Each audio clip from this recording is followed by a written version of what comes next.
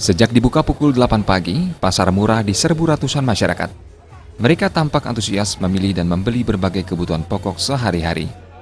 Berbagai kebutuhan disediakan dalam pasar ini, mulai dari beras, minyak goreng, gula, mie instan, hingga dupa, dengan harga lebih murah 30% dari harga kebutuhan di pasaran. Pasar murah ini bertujuan meringankan beban masyarakat untuk memenuhi kebutuhan sehari-hari di tengah tingginya harga berbagai kebutuhan pokok, terutama dampak melemahnya nilai tukar rupiah.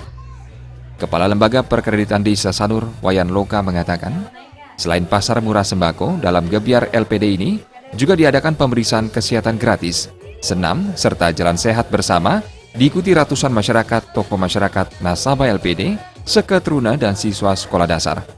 Wayan Loka menambahkan, LPD Desa Sanur beroperasi tahun 1991 lalu, perkembangannya mengalami perkembangan positif dari tahun ke tahun.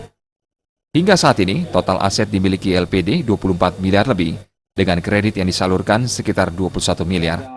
LPD Desa Sanur juga telah berkontribusi 20% keuntungan untuk desa setiap tahunnya.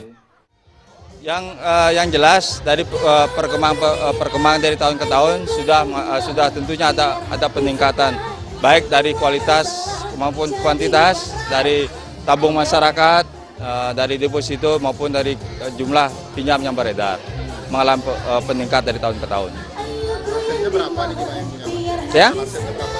Total aset sampai saat ini kita baru mengumpulkan sampai dengan saat ini 24 miliar. 24 miliar.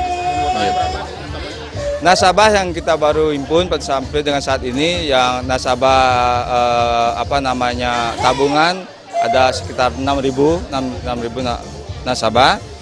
Kemudian dari deposito sekitar 400 nasabah. Kemudian daripada kredit itu sekitar 650 nasabah. Pada Gebyar LPD Sanur juga diperkenalkan tabungan pendidikan dan tabungan yatnya untuk masyarakat.